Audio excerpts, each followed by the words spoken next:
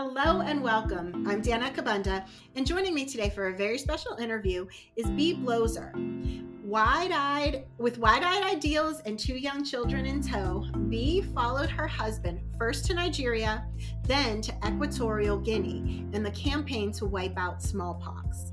She's now the author of Vaccines and Bayonets, Fighting Smallpox in Africa Amid Tribalism, Terror, and the Cold War. Thank you so much for being with us today, Bee. Thank you, Danette. I really appreciate your having me. So, your book, it's so timely for what we're going through right now. But you actually began writing it long before the COVID-19 pandemic. What prompted you to write it, and how have you written in such incredible detail about events that happened 50 years ago? Great question. Yes, 8 years ago, February, my husband passed away, and I was going through his filing cabinets. He kept such detail, just archives of letters, cable traffic, all kinds of communications between him and the ambassador, him and CDC, all of his reports to CDC, and so many of the things even contained dialogue that I could use in the book. Uh, then the ambassador said such and such, and then Carl said this, in writing letters to family. So it was a gold mine, and had it not been for those documents, there wouldn't be this book. Oh, well, we're so thankful for it. So, to this point, smallpox is the only human disease that has been eradicated. And you write that many experts declared that we couldn't eradicate that one either, but an army of intrepid folks proved them wrong. As the wife of one of those smallpox fighters, a wife in the field, have you pondered things you observed in that campaign contrasted to our current struggle with COVID 19? Yes, absolutely. Um, uh, let's be clear that this was an entirely different kind of virus, and it was one that was a candidate for eradication because of several factors. There was no asymptomatic transmission, there's no animal vector, it's very visible and easy to diagnose early on. So the virus was and the disease were very different. The vaccine was different. You didn't have to have any refrigeration for the vaccine, and society was so different. Obviously, at that time. Um, but all those things aside, it's just mind blowing. Don't you think it's mind blowing that individuals and nations on opposite sides of an ideological divide, well, let's say ideological chasm, Really? knew that everyone had to join hands if we hoped to win the war of human versus microbe. And so they got it done. And it's just an inspiring story. Absolutely inspiring. And we don't often think about healthcare workers as being in harm's way or as being combatants in geopolitical struggles.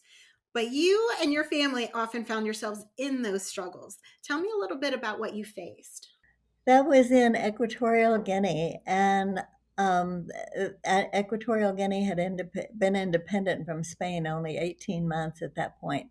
And the man who won the first presidential election began shortly after, 6 months after independence, killing off so many people, starting with all of the people who had run against him in the election and going on from there, and the torture and murder that were had emptied the streets because of fear, and so it was an eerie situation.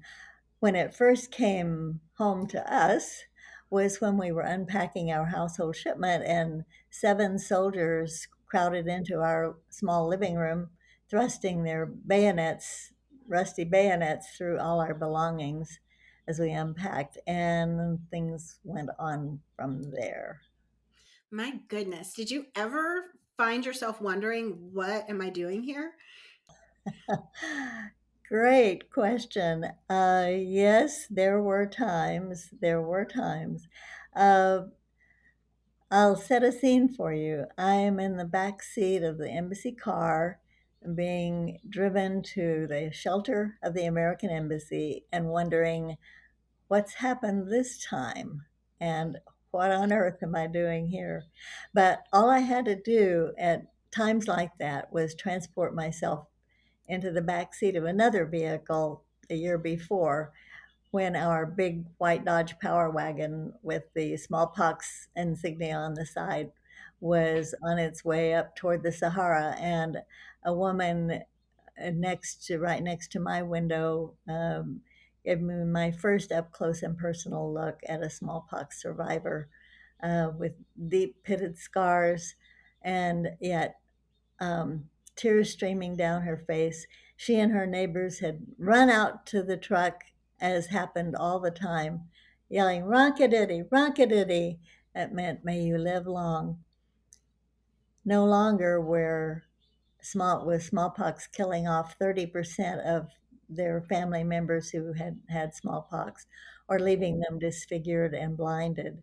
And no longer were people going to be left with the scars such as she had from smallpox.